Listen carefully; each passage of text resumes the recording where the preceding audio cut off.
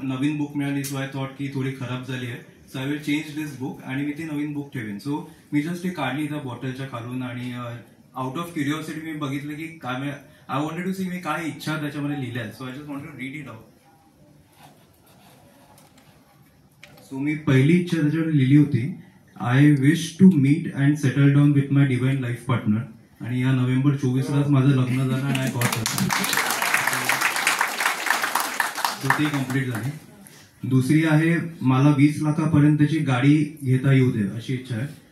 2 आठवड्यापूर्वीच 20 लाखाची गाडी आम्ही बुक केली आहे, जी पाडव्याला डिलिव्हरी आहे.